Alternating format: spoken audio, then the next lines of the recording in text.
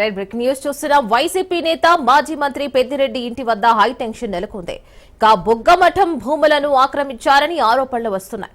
ఆక్రమిత స్థలంలో party office, ఇల్లు, గోశాల ఏర్పాటు చేసుకున్నారని విమర్శలు కూడా వచ్చాయి. మరి ఈ నేపథ్యంలో సర్వే కోసం వచ్చిన రెవెన్యూ అధికారులను పెద్దిరెడ్డి అనుచరులు అడ్డుకున్నారు. ఏప్రిల్ 11న నోటీసులు ఇచ్చామని పెద్దిరెడ్డితో పాటు మరో నలుగురికి నోటీసులు అందించినట్లు అధికారులు తెలిపారు. 261/1, 261/2 సర్వే నంబర్లలో 3.8 ఎకరాలు ఆక్రమించినట్లు అధికారులు నోటీసుల్లో పేర్కొన్నారు. ఇక సర్వేకు వచ్చిన ఆఫీసర్లను అడ్డుకోవడంతో ఉద్రిక్తత చోటు చేసుకుంది. పోలీసులు భారీగా మోహరించారు. అడ్డగించిన పెద్దిరెడ్డి అనుచరులను చెదరగొట్టినట్లుగా తెలుస్తోంది.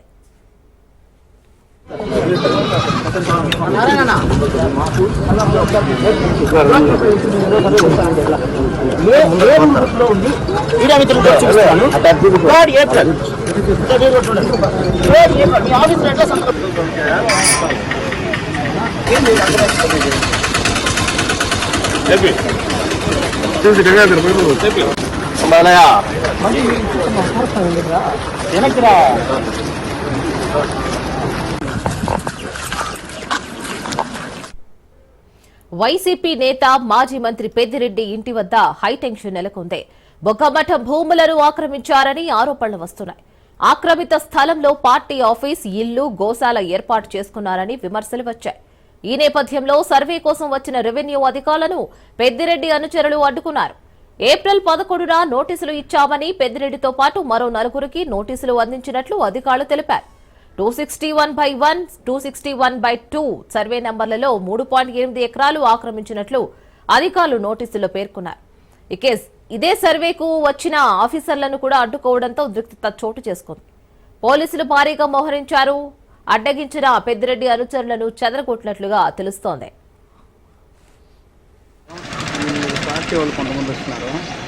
మేము ఇంటి పైన వైసీపీలో మేము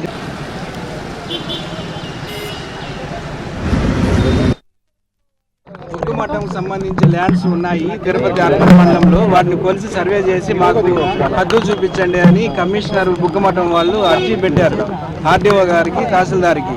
దాని మీద ఈరోజు మేము inspector of survey, deputy inspector, మండల సర్వేయరు, అదేవిధంగా బుగ్గమఠం సంబంధించిన కమిషనర్, ఎండోమెంట్ డిపార్ట్మెంట్ వాళ్ళు వచ్చాం. వాళ్ళ భూములు చూపించేదానికి వచ్చాం. వాళ్ళకు మొత్తము 14 ఎకరాల 49 సెంట్లు ఉంది బుగ్గమఠంలో. ఆ భూములంతా హద్దులు చూపించమని కోరారు వాళ్ళ అర్జీలో.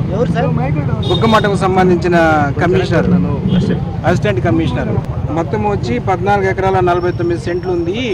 మా భూమి బుగ్గమఠంకు సంబంధించింది. అది